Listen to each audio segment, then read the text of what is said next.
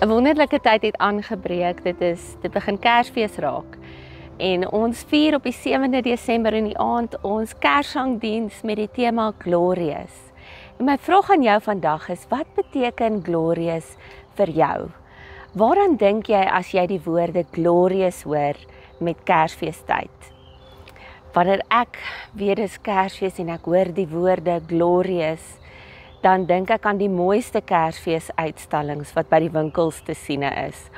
Daar is reuse kersbome, daar is goue balle, daar's liggies oral, daar is klokkies wat lui en dis asemrowend hoe mooi dit word. Alles word mooi en helder en blink. En dis 'n wonderlike tyd van die jaar. Ek love it om dit te ervaar en dit te beleef en my kinders is mal daaroor wanneer ons in die winkels rondloop en sien hoe mense ook hulle huise opmaak met al hierdie versierings.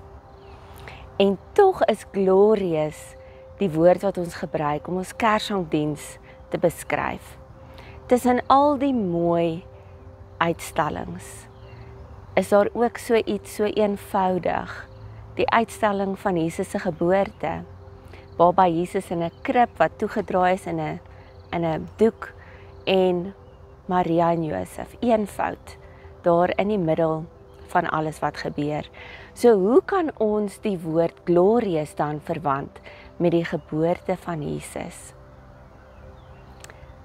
Die Evangelie van Johannes gebruik hierdie woord Glorious en glory en glorification oor en oor.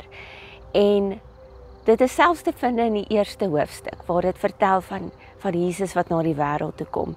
Mens stel daai tema daarop, maar ek wil vandag lees in Johannes 12 en ek gaan die Engels gebruik om hierdie woord glory uit te lig. Jesus replied, "The hour has come for the Son of Man to be glorified.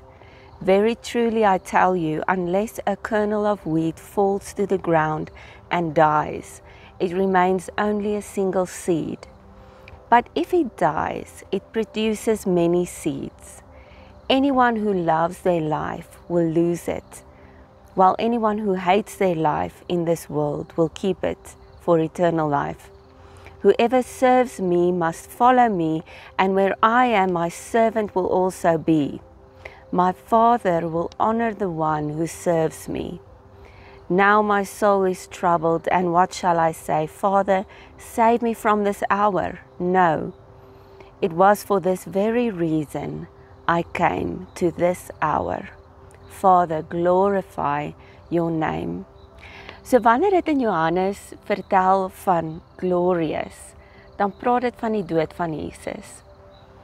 Dit praat daaroor dat hy sy lewe kom gee het vir ons, dat hy gekom het om ons te dien, om ons lief te hê. Hy het gekom om 'n dienaar te wees, hy het gekom om te gee. En dan dink ek terug aan Jesus se doop, waar Johannes ook sê, hy kan nie eers Jesus se skoene vasmaak nie, of sy voete was nie. Maar dan lees ons in die verhaal van Jesus, in al die evangelies, hoe Jesus die een is wat voete was. Hy is die dienaar, hy is die een wat kom gee het, hy is vrygewig, hy gee sonder om terug te verwag. Hy kom gee alles van hom en in die einde word hy geglorify wanneer hy sy lewe vir ons gee. En daarom kan ons deelneem aan Kersfees, wanneer ons geskenke uitdeel, wanneer ons mekaar dien en wanneer ons liefde aan mekaar bewys.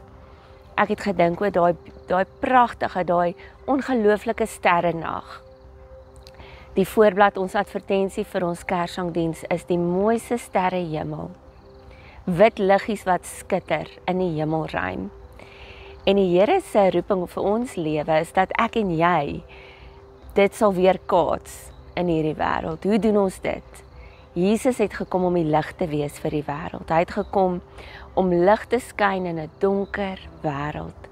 En wanneer ons daardie liefde leef, wanneer ons lief is vir mekaar dien, geskenke aan mekaar gee, mense help, wat ons nie elke dag doen nie, maar wat ons veral met Kersfeestyd doen, dan is ons besig om die lig te skyn in hierdie wêreld.